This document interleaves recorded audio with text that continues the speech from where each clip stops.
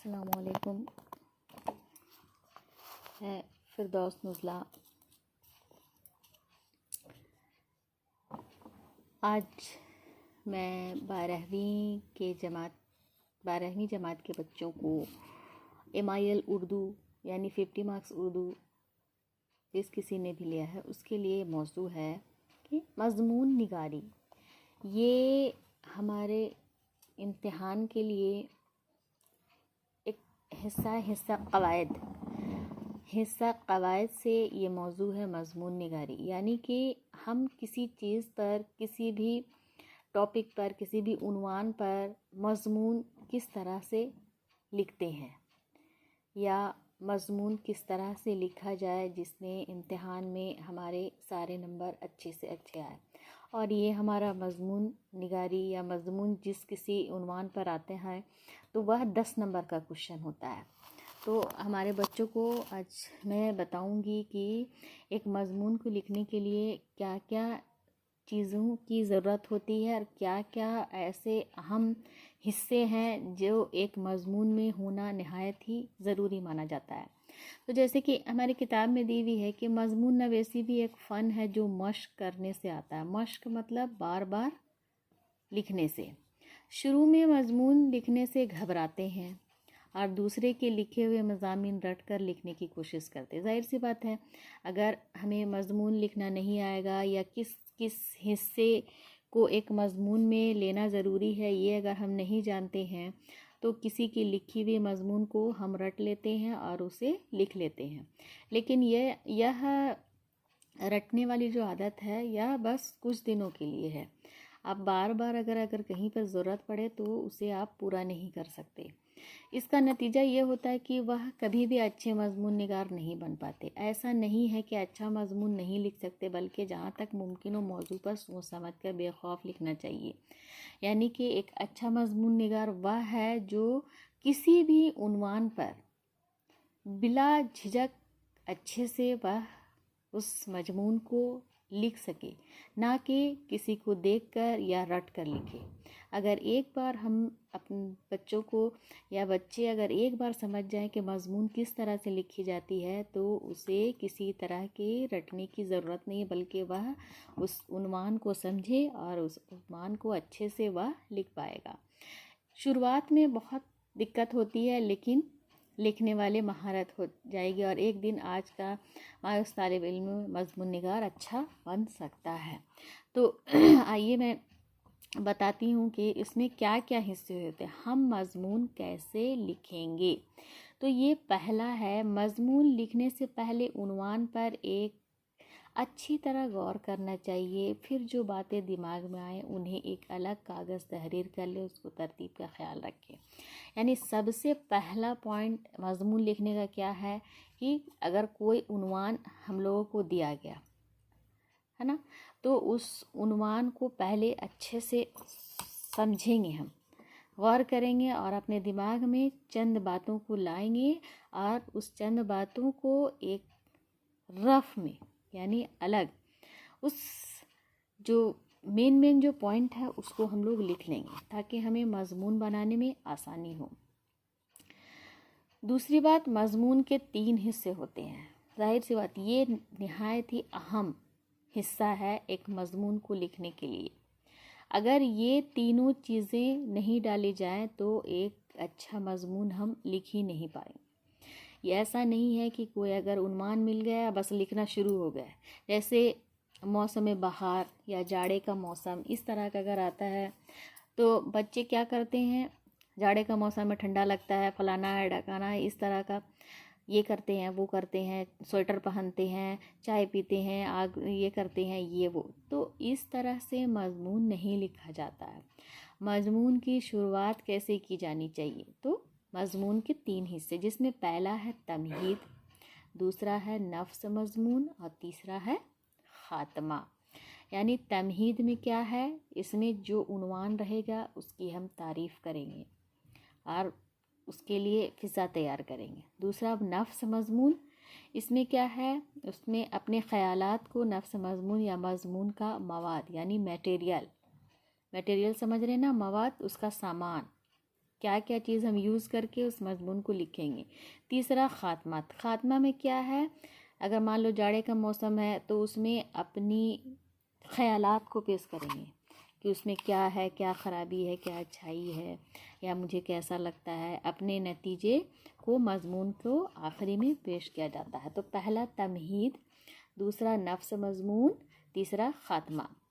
आइए देखते हैं तमहीद किसे कहते हैं। मजमून के शुरू के हिस्से को तमहीद कहते हैं, यानी जहाँ से हम मजमून लिखना शुरू करेंगे तो उसको हम लोग तमहीद कहेंगे, जिसमें उन्वान यानी जो हमारा टॉपिक रहेगा उसमें क्या की जाती है, तारीफ़, और मजमून के लिए फ़िज़ा तैयार की जाती है। यानी सबसे पहले, यानी जाड़े का अगर मौसम, मान लीजिए अगर जाड़े के मौसम पर हम मजमून लिख रहे हैं तो उसमें उन्वान में सबसे पहले तारीफ़ की जाती है। पहले तो जितने हमारे हिंदुस्तान में जितने मौसम है उसका ज़िक्र किया जाएगा, है ना। उसमें 4 मौसम होते हैं, इस तरह का शुरुआत किया जाता है। फिर क्या है, उसके बाद फिर जाड़े का मौसम, तो जाड़े के मौसम की पहले तारीफ़ की जाएगी, क्या है, कैसा होता है, किस तरह से होता है, कैसे मज़ा आता है, क्या होता है, रात में ठंड लगती है, ये वो, है ना, फलाना जो भी है उसकी तारीफ़ की जाती है। तो शुरुआत और उसकी तारीफ़ टॉपिक की, तो वो तमहीद। दूसरा नफ्स मजमून। तमहीद के बाद असल मौजू पर पेश किए गए ख़यालात को नफ्स मजमून या मजमून का मवाद कहते हैं। यानी तमहीद, अगर एक पैराग्राफ हम तमहीद लिखें, है ना, तो सबसे पहले क्या करेंगे कि मजमून तीन पैराग्राफ में होना चाहिए, है ना। 3 पैराग्राफ, पहला में तमहीद, दूसरा पैराग्राफ ख़त्म करके फिर दूसरा पैराग्राफ शुरू करेंगे नफ्स मजमून। तो इसमें जो हमारा टॉपिक है, उन्वान है, मौजू है, उसमें ख़यालात को नफ्स मजमून या मजमून का मवाद कहते हैं। यानी कि उसमें वो सारे मटेरियल्स को हम डालेंगे जो हमारे उन्वान को आगे बढ़ाने में मदद करे। ठीक है, मवाद यानी मटेरियल, तो हमारे जो मजमून को बढ़ाने में वो हमारी मदद करे। तो ये हो गया नफ्स मजमून। ख़ात्मा, अपने ख़यालात को पेश करने के बाद एक नतीजा भी निकाला जाता है, यानी नतीजा मजमून का आखिरी हिस्सा यानी ख़ात्मा कहलाता है ना। तो सब फिर एक पैराग्राफ तमहीद हो गया, दूसरा पैराग्राफ नफ्स मजमून, और तीसरा पैराग्राफ फिर तीसरे पैराग्राफ में ख़ात्मा करेंगे, जिसमें वहाँ पर हम अपने ख़यालात को डालेंगे और उसमें मुझे अच्छा लगता है, नहीं अच्छा लगता है, इससे क्या खूबियाँ हैं, उसमें क्या ख़राबियाँ हैं, ये सारी चीज़ों को डालते हुए अपने मजमून को हम ख़त्म करेंगे। तो ज़ाहिर सी बात है, मजमून लिखने के लिए 3 पैराग्राफ का होना ज़रूरी है। सबसे पहले तमहीद, दूसरा नफ्स मजमून, तीसरा पैराग्राफ में ख़ात्मा। तो इस तरह से अगर हम मजमून लिखेंगे तो ना हमें किसी की मजमून को हम रटना हमको ज़रूरी है, ना ही हमें किसी को झांकना ज़रूरी है, ना ही किसी के मजमून को देखना ज़रूरी है। अगर ये चीज़ हम अपने से कर लें तो हम खुद से अपने मजमून को अच्छे से लिख सकेंगे, एक मजमून निगार बन सकते हैं। इसके बाद है मजमून की किस्में। तो मजमून की किस्में भी हैं, 3 किस्में हैं। इसमें पहला क्या है, मजमून बयानी। मजमून बयानी क्या है, जिसमें किसी चीज़ यानी कोई सामान, जिसमें किसी चीज़, मकान या जानदार चीज़ों का पाया जाए या उस पर मजमून लिखा जाए तो उसे नज़्म बयानी। जैसे चीज़ मतलब कोई सामान, जैसे मान लो कुर्सी पर मजमून लिखने आ गया, या जानदार तो जैसे गाय पर मजमून लिखने आ गया, है ना, मकान है या कुछ भी है, तो इस तरह की चीज़ों का, है ना, ये मजमून बयानी हो जाएगा, है ना। यानी जिस चीज़ में मकान, जानदार वगैरह का उन्वान पर अगर मजमून लिखा जाए तो मजमून बयानी हो गया। दूसरा हो गया मजमून हकाई। मजमून हकाई क्या है, इसमें वो तमाम मज़ामीन शामिल है जिसमें किसी वाक़या या किसी सवाह शामिल है। सवाह उमरिया हकायत वाक़यात का जिक्र मजमून हकाई का। यानी मजमून हकाई में ऐसी उन्वान पर मजमून लिखी जाती, जैसे अबुल कलाम आज़ाद पर, महात्मा गांधी पर मजमून लिखे, है ना, कोई हस्ती किसी के बारे में, सवाह उमरी के बारे में, अल्लामा इकबाल पर एक मजमून लिखें, हमारे प्यारे नबी पर एक मज़मून लिखें। तो इस तरह के मज़मून निगारी को मज़मून हकाई कहते हैं। तीसरा मज़मून ज़हनी, ऐसे मज़मून जिसमें गौर व फिक्र की ज़रूरत हो, जैसे ईमान। हाँ, इसमें ऐसा मज़मून जो ज़हनी, जो सोच कर हम लिखें, जो कि कभी ना हम लोग देखे हैं न जानते हैं, बस अपनी ज़हन का इस्तेमाल कर कर के कोई उन्वान पर मज़मून लिखना मज़मून ज़हनी कहलाता है। ज़हनी तौर पर क्या, जैसे ईमानदारी, तालीम हो गया, आलूदगी हो गया, कंप्यूटर के फ़ायदे और नुकसान हो गया, इस तरह की चीज़ों का पर जो मज़मून लिखी जाती है तो उसे मज़मून ज़हनी कहते हैं। तो यहाँ पर 3 का होता है, हकाई में किसी की समा उम्री या कोई ऐसा अहम इंसान, ऐसा शख्स जो नहायत ही फेमस हुआ हो, बहुत मशहूर हुआ है, उस पर अगर लिखी जाए तो हकाई। और बयानी में किसी चीज़ जानदार वगैरह पर लिखी जाती। तो ये मज़मून की किस्में हो गई। तो इस तरह से आप अच्छे से समझ गए होंगे कि मज़मून निगारी क्या है।